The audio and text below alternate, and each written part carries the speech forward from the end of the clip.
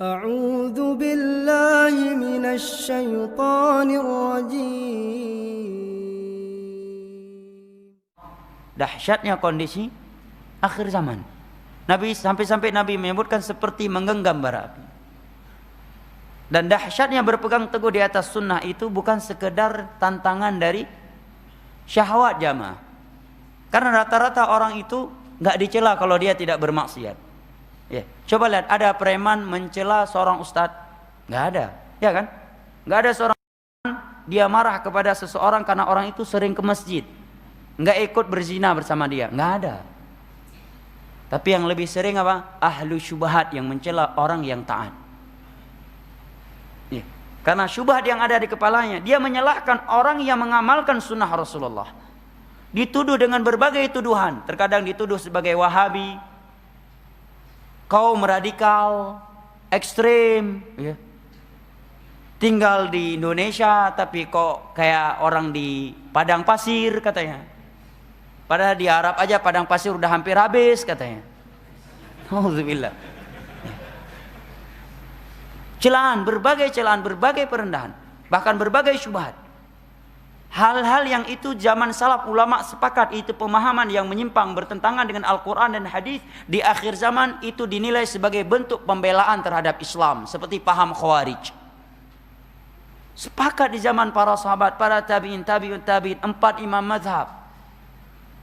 Dan yang datang setelah mereka, tidak bolehnya menasihati seorang pemimpin secara terang-terangan di atas mimbar Jumat, tidak boleh mencela mereka, tidak boleh memberontak kepada mereka. Ayat-ayat hadis-hadisnya sangat banyak dan sangat jelas. Kita bukan sedang membahasnya, tapi sebagai contoh. Tetapi di akhir zaman yang tidak mau mengikutinya dikatakan apa? Antek-antek Yahudi, antek-antek orang kafir. Ya, walaupun dia sholat 5 waktu berjamaah, yang nuduh tadi antek-antek Yahudi, yang menyatakan tadi kita harus bela ini, kita harus bela Al-Quran, kita harus bela Islam, subuh nggak tahu dia di mana. Kita bilang musafir, nggak mungkin musafir. Tadi malam kayak nampak pada Isya. Ya, nanti jam 8 pagi nampak. Safar kemana? Kenapa jamaah? Karena syubhat. Makanya Nabi SAW menyebutkan, la tazalu ta'ifatun min ummati zahirin 'alal haqqi la yadhurruhum man khalafahum wala man khadalahum hatta ya'ti amrullah wa hum kadzalik. Hadis mutawatir, riwayat Bukhari, Muslim, Tirmidzi, Abu Dawud yang lain-lainnya, datang dari sekian para sahabat Nabi. Akan senantiasa ada segelintir kecil dari umatku yang zahirin 'alal haqq, menampakkan kebenaran. Perhatikan bahasa Nabi. Nabi tidak sekedar menyatakan mereka tahu kebenaran dan mengamalkannya, tetapi Nabi menyatakan mereka menampakkan kebenaran. Enggak malu-malu. Ada orang kalau di depan ya komunitas sunnah yang di dalam masjid, kita yang harus istiqomah di atas sunnah.